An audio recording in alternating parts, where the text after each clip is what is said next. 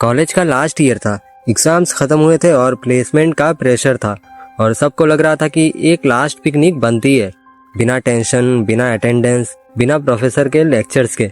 Destination decide हुआ, Shivnath hills, शहर से लगभग 70 किलोमीटर दूर, जंगल के बीच एक पुराना पिकनिक स्पॉट। इंटरनेट पर बस इतना लिखा था कि सीनिक है, पीसफुल है, लेस क्राउडेड है। ये लेस क्राउडेड बाद में समझ आया क्यों। सुबह 5 बजे 2 बसेस निकली, हंसी मजाक, ब्लूटूथ स्पीकर्स, शायरी, रील्स सब चल रहा था। लड़के लास्ट सीट पे, लड़कियां आगे, बीच में चिप्स और कोल्ड ड्रिंक का पैकेट घूम रहा था। शिवनाथ हिल्स पहुंचते ही सब चुप हो गए। जगह सुंदर थी, लेकिन अलग तरीके की सुंदरता। लंबे लंबे पेड़, उनके बीच एक खुला ग्राउंड और थोड़ा दूर एक टूटा फूटा सीमेंट का स्ट्रक्चर, जैसे कोई रिजॉर्ट बना रहा हो। हवा तेज थी, इतनी तेज कि पत्तों की आवाज किसी के सांस लेने जैसी लग रही थी। एक लड़की बोली, यार यहाँ थोड़ा क्रीपी नहीं लग रहा? सब ने उसकी बात को हंसी में उड़ा दिया। तू ना हॉरर मूवीज कम देखा कर। तभी उन्हें एक पुरानी बिल्डिंग दिखी। सब सोच रहे थे जाए या ना जाए, पर लास्ट में क्यूरियोसिटी जीत गई। 8-10 लोग उस पुरानी बिल्डिंग के पास गए। अंदर घुसते ही टेम्परेचर बदल गया। बाहर धूप थी पर अंदर ठंडक। वॉल्स पे लिखा था नाम, डेट और कुछ अजीब से निशान भी बने हुए थे। एक लड़का बोला, यहाँ पे पहले कुछ था क्या? तभी एक आवाज आई, यहाँ रुकना नहीं चाहिए। सब एक दूसरे को देखने लगे, क्योंकि यह आवाज उनमें से किसी की भी नहीं थी। सब डर तो गए थे, लेकिन बाद में हवा होगी करके बात को उन्होंने टाल दिया और वहां से निकल गए। दोपहर से शाम सभी ने गेम्स, फोटोज, रील्स सब नॉर्मल चल रहा था, पर एक चीज कॉमन थी। हर ग्रुप फोटो में पीछे कोई शैडो आ रही थी। कभी कभी फोटो अचानक से ब्लर हो जा रही थी। तभी एक ने बोला कि लाइट का इशू होगा शायद, लेकिन उसकी बात से कोई भी सहमत नहीं था। उनका रिटर्न टाइम 5 बजे का था। 4:30 पे सब बसेस की तरफ आए।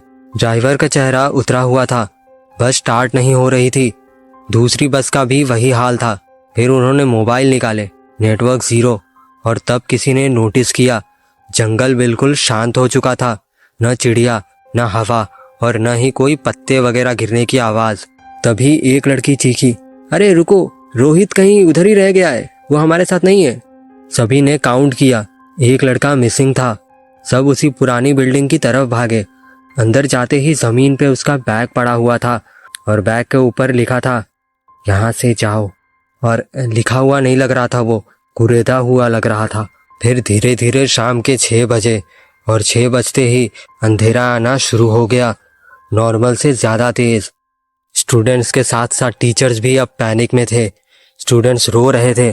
तब जंगल से एक आवाज आई, जैसे बहुत सारे लोग धीरे धीरे चल रहे हो, पर कोई भी दिख नहीं रहा था। और फिर अचानक से एक लड़की बेहोश हो गई। ये लोग उस लड़की को देख ही रहे थे कि तभी एक आदमी अचानक पेड़ के पीछे से निकला। उसके कपड़े पुराने थे, आंखें लाल। उसने बस इतना बोला, यहाँ पिकनिक नहीं कर सकते।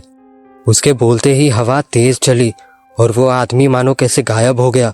तब एक टीचर ने घड़ी में टाइम देखा, रात के 9 बज गए थे और उसने ड्राइवर से कहा कि अरे जाओ और एक बार स्टार्ट करके देखो, शायद बस स्टार्ट हो जाए, ऐसे हम कब तक यहाँ फंसे रहेंगे। ड्राइवर ने बस स्टार्ट किया और इस बार बस स्टार्ट हो गई। सभी चुपचाप बस में बैठ गए, किसी ने कोई सवाल नहीं किया। बस में धीरे धीरे रात गहरी होती गई और सभी सो गए। और जब सुबह उठे तो बस कॉलेज में पहुंच चुकी थी। लेकिन एक बात अजीब थी, रोहित जो उस दिन वहां गुम हो गया था, वो भी अब हमारे साथ बस में था। वो आया कहाँ से और कैसे, इसका जवाब हमारे पास नहीं था। हमने रोहित से पूछने की भी बहुत कोशिश की कि ऐसा कुछ हुआ ही नहीं था। हम सीधा पिकनिक के बाद बस में उठ के डायरेक्ट कॉलेज आ गए थे। लेकिन अगर रोहित सच कह रहा था तो क्या हम सभी को एक साथ इतना बड़ा भ्रम हुआ था? तो ये थी हमारी आज की कहानी। उम्मीद है आपको ये कहानी भी पसंद आई होगी। और अगर आपको भी ऐसी हॉरर स्टोरी सुननी पसंद है तो वीडियो को लाइक करके चैनल को सब्सक्राइब कर दें। तो मिलते हैं अगली कहानी के साथ।